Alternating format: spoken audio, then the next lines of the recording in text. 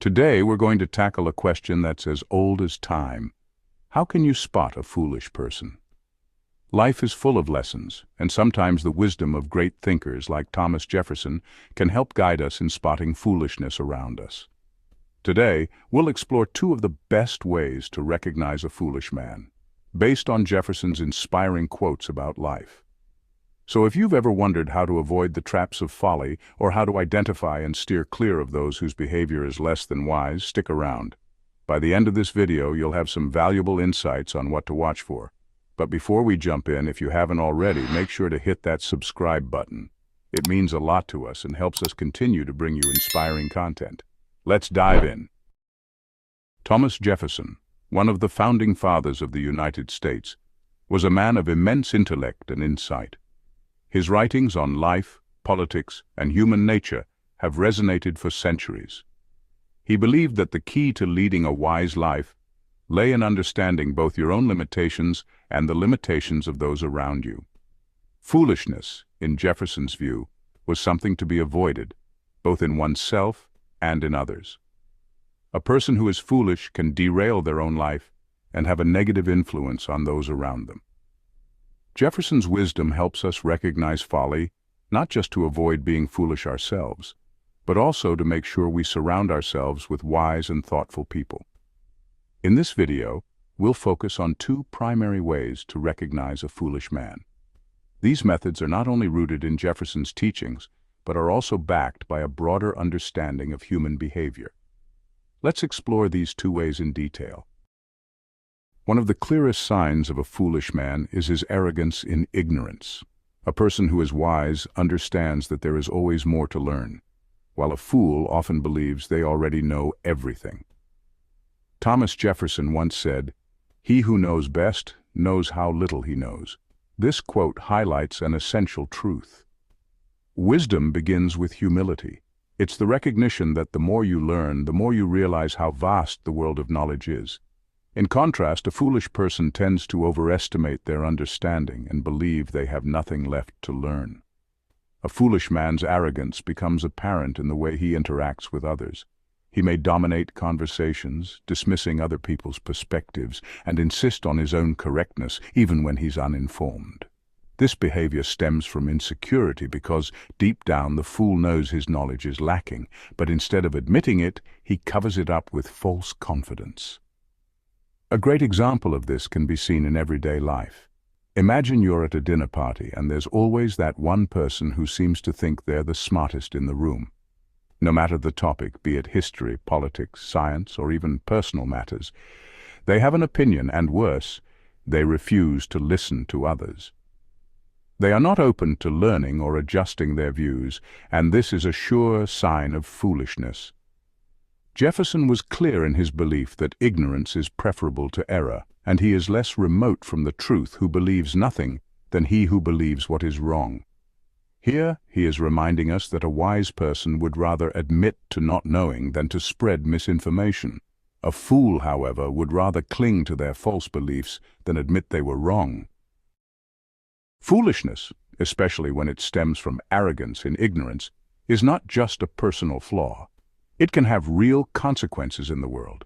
Leaders, for instance, who refuse to listen to experts or consider alternative perspectives can lead their organizations or nations into disaster. Jefferson understood this all too well, having witnessed political folly in his own time. Even on a personal level, this kind of foolishness damages relationships. A person who refuses to admit when they're wrong or learn from others becomes isolated over time. People are naturally drawn to humility and wisdom. Arrogance drives them away. If you recognize someone who constantly refuses to listen, even in the face of clear evidence, you may be dealing with a fool. Moreover, personal growth is impossible for the person who believes they already know everything. Growth requires a willingness to admit what you don't know, to seek out new information, and to change your views when confronted with better ideas or evidence. A fool stays stagnant, believing they have already arrived at the peak of their knowledge. Surrounding yourself with people who are willing to learn, rather than those who cling to ignorance, will lead to more productive and meaningful interactions. The second way to recognize a foolish man is by observing how much he talks compared to how much he listens. A fool tends to dominate conversations, speaking incessantly without paying attention to the contributions of others. For Jefferson, the art of listening was just as important as speaking.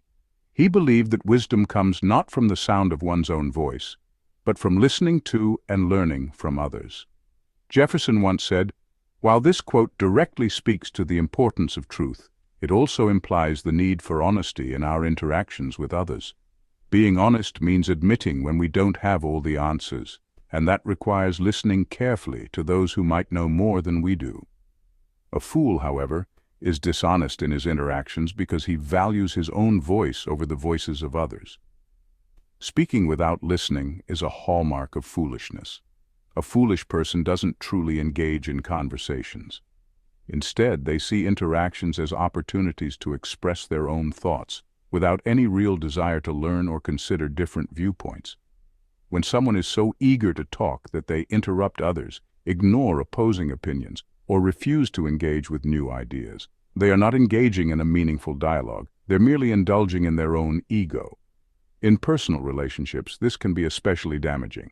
Imagine trying to have a conversation with someone who constantly interrupts, never takes your thoughts seriously, and insists that they are always right.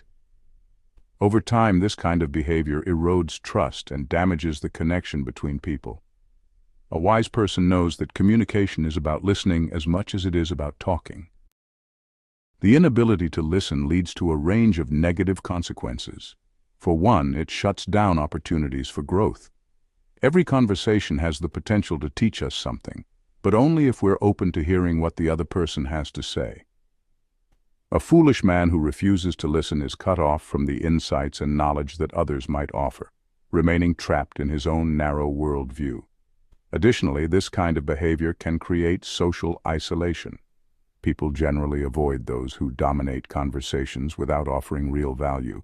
Over time, the fool who speaks without listening will find himself surrounded by fewer people, as his arrogance drives them away. In leadership, this trait is especially dangerous. A leader who doesn't listen to their team, advisors, or constituents is bound to make poor decisions. Thomas Jefferson, being a statesman and a philosopher, understood that wisdom in leadership comes from balancing one's own judgment with the insights of others.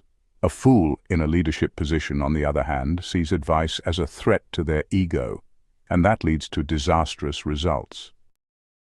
In summary, Thomas Jefferson offers us two powerful ways to recognize a foolish man. The first is arrogance in ignorance, the person who believes they already know everything and refuses to learn. The second is speaking without listening, the person who dominates conversations without engaging in real dialogue. Both traits are deeply destructive, not just for the foolish person, but for those around them. To avoid foolishness in ourselves and in our relationships, we must strive for humility and openness. Wisdom is about recognizing that there's always more to learn, and that others have valuable perspectives to offer. As Jefferson wisely noted, by adopting this mindset, we can continue to grow and improve throughout our lives. Thanks so much for joining us today. We hope you found value in these lessons from Thomas Jefferson. If you enjoyed this video, don't forget to hit that like button and share your thoughts in the comments below. We'd love to hear what you think. And of course, if you haven't already, please subscribe to our channel. It really helps us bring more insightful content to you. Stay wise, stay humble, and we'll see you in the next video.